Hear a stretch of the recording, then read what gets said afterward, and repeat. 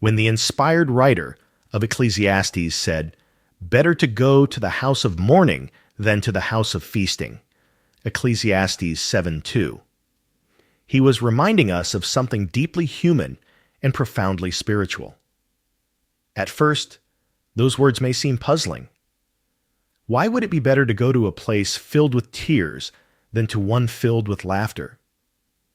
Yet Solomon, under inspiration, helps us see life from a higher, wiser perspective. The House of Mourning confronts us with the realities of life, our own mortality, our dependence on God, and the preciousness of the relationships He has given us. In contrast, the House of Feasting often encourages us to forget such things. It is easy to become absorbed in pleasure, laughter, and distraction, forgetting how brief and fragile human life is. But in the House of Mourning, the heart becomes more reflective. We are reminded that each day we live is a gift from our Creator. As Ecclesiastes 3:1-4 says, "There is a time for everything, a time to weep and a time to laugh, a time to mourn and a time to dance." Jehovah, in His wisdom, allows both joy and sorrow because each plays a role in shaping our heart and deepening our compassion. When we visit those who are grieving, we are not only offering comfort, we are also learning humility and empathy. The verse continues, "For that is the end of every man, and the living should take it to heart." Ecclesiastes 7:2. Each of us is reminded that life is temporary. Yet rather than leading us to despair, this realization draws us closer to God. We become more conscious of how important it is to live meaningfully, to show love, and to treasure those around us.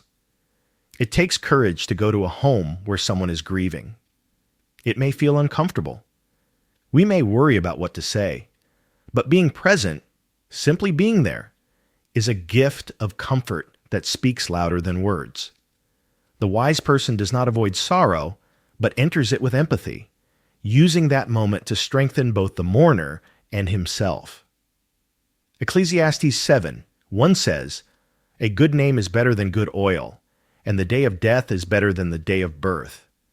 A good name refers to a reputation built through years of faithfulness, kindness, and integrity.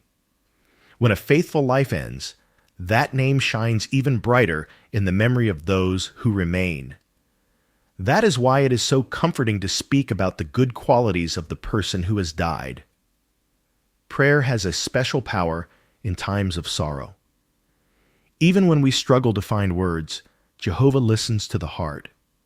When we pray with someone who is grieving, our sincere words, even through tears, can bring strength and peace.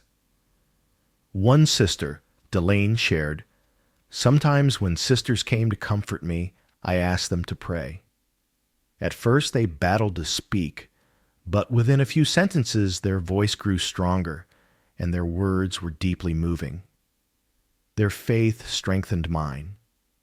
Grief often returns in unexpected ways. Anniversaries, music, familiar places, or even a certain smell can awaken fresh pain.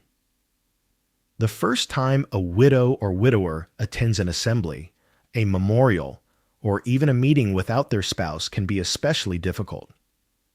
One brother shared, "I expected my first wedding anniversary to be very painful, and it was. But some brothers planned a small gathering with my closest friends so I wouldn't be alone. Words alone are not enough." The Apostle John reminded Christians, "Let us love, not in word or with the tongue, but in deed and truth." 1 John 3:18. True love acts. It offers a meal, a hand to hold, help with errands, or simply a listening ear. When we take time to assist the bereaved in practical ways, we bring them tangible evidence of Jehovah's care,